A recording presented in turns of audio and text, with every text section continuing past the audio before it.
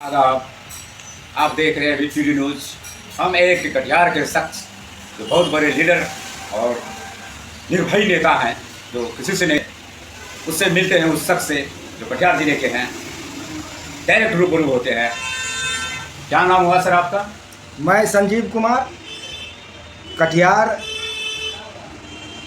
जिला कार्यकारिणी समिति का सदस्य, लोक जनसुराज पार्टी।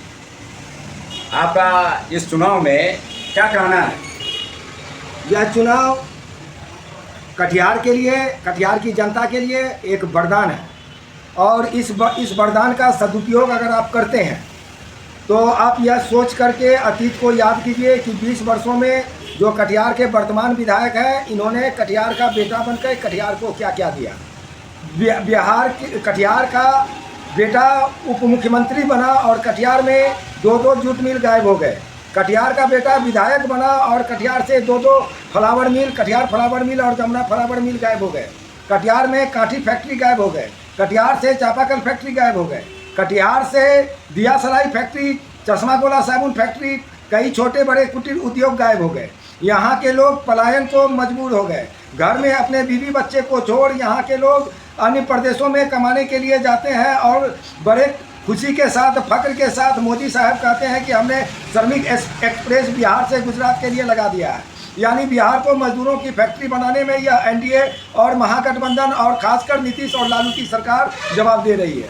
तो आपका कहना है कि इस सरकार ने बेरोजगारी ज़्यादा दी? इस सरकार ने बेरोजगारी ज़्यादा दी और उससे भी ज़्यादा पलायन दिया।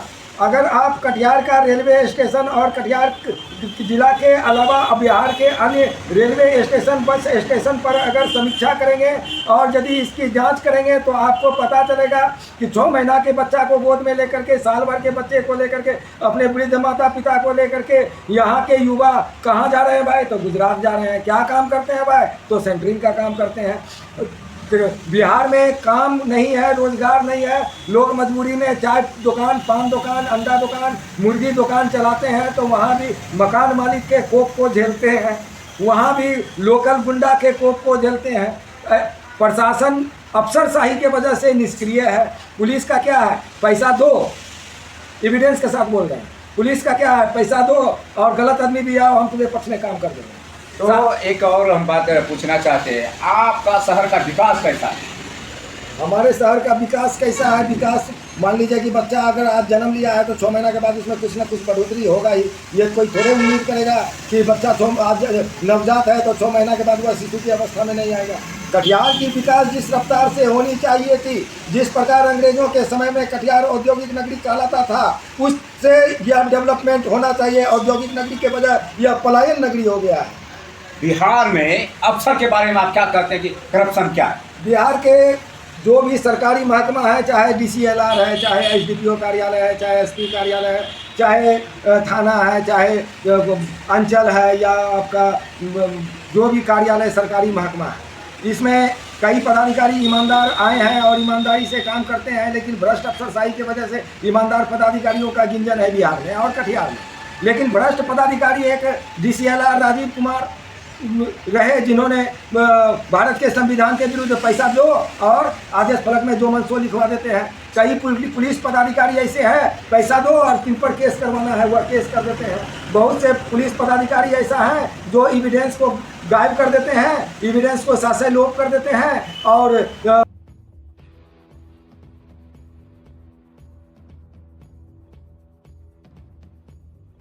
और उसके जानकारी के भाव में लिखते हैं 7 बजे सूचना और 6 बजे गिरफ्तारी कर देते हैं। 5:05 में FIR और थाने को इत्तला, ये 2 बजे से ही इन्वेस्टिगेशन शुरू कर देते हैं। और दुख की बात यह है क्या कि इंस्पेक्टर कार्यालय में भी 1500 रुपया का प्रचलन है। उस प्रचलन पर वह पैसा लेता है और सिग्नेचर कर देता है। उसके बाद वह मामला चला जाता है SDPO के पास, फिर मामला चला जाता है SP के पास। कोई यह पढ़ने के लिए या पुलिस के जारी का अवलोकन करने के लिए तैयार नहीं है कि इसमें ये जो बेवकूफ़ IO है, इन्होंने लिखा क्या है। गरीब आदमी बेमौत मरती है। उसके बाद वह जो केस को 2 मिनट सर, कि आप जो इतने आरोप लगा रहे हैं, क्या आपके पास साक्ष्य है? आपको क्या ये नेताजी पागल नजर आता है? नहीं, मैं साक्ष्य के साथ। अगर सरकारी पदाधिकारी के विरुद्ध मैं कोई एक भी शब्द बोलता हूँ तो हमारे पास इंडियन एविडेंस एक्ट 1872 के तहत मान्य साक्ष्य उपलब्ध है। शिक्षा व्यवस्था के बारे में क्या कहना चाहिए?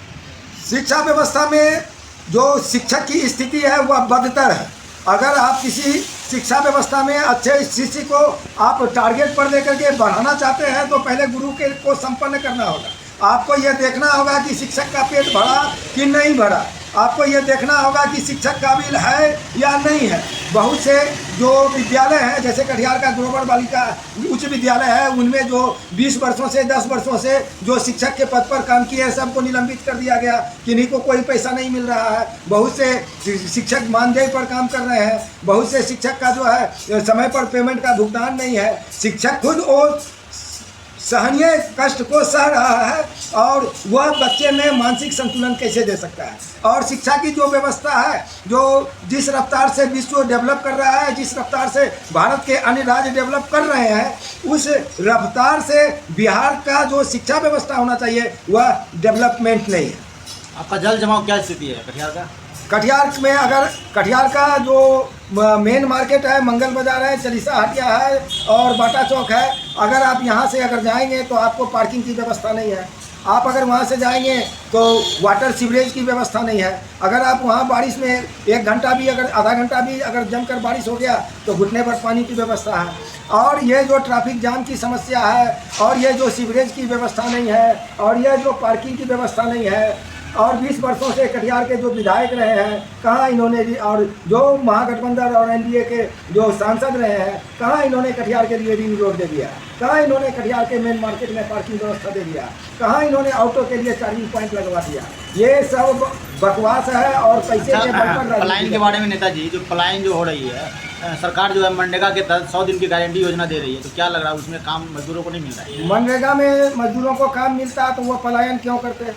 और बहुत से समृद्ध लोग हैं, जमींदार वर्ग के बहुपुत्र हैं, और वह भी अपने बीपीएल कार्ड को बना के बैठे हुए हैं, वह भी राशन सरकारी उठा रहे हैं। कटिहार के बहुत से लोग हैं, अगर हमसे एसडीओ साहब अगर हमको परमिशन दे और आदेश दे कि कुछ लोगों का नाम बता दीजिए जो राशन खा रहे हैं, तो हम बहुत करोड़पति लोगों को भी दिखा देंगे जो 4 व्हीलर से जाते हैं और नाम पता दे देंगे। 4 व्हीलर से जाते हैं और राशन की जगह राशन उठाते हैं। कई नगर निगम के पदाधिकारी इसमें मैनेज हैं। गरीब लोगों को राशन कार्ड नहीं मिला है, वह 200 रुपया, 300 रुपया, 500 रुपया, 3000 रुपया देता नहीं है, उसका राशन कार्ड कैसे बनेगा? तो आपकी सरकार आएगी तो क्या क्या बदलाव होगा बताइए? हमारी सरकार आएगी तो प्रशांत किशोर जी ने कह ही दिया है कि हम जो यह दिव्यांग का जो पेंशन है, वृद्धों का जो पेंशन है, विधवाओं का जो पेंशन है, यह जो नीतीश सरकार 4000 दे रही है, दिल्ली गवर्नमेंट 3000 दे रही है, उड़ीसा गवर्नमेंट दे रही है, बिहार सरकार इसको 2000 में दिया करेगी। अगर आ गई तो यह जो बिहार में शिक्षा का गिरता हुआ ग्राफ है, प्रतिभा का जो पलायन है, शिक्षा का जो पलायन है, उसको रोकेगी। यह जो अगर हमारी सरकार अगर बिहार में बनती है तो यहाँ के लोगों को 15 से 20 हज़ार रुपया पर उनके अपने निवास स्थान पर, अपने सरजमी पर काम की गारंटी दी जाएगी। परिचय बताइए। मैं संजीव कुमार, जिला कार्यकारिणी कमेटी सदस्य, कटिहार जिला, जनसुराज पार्टी।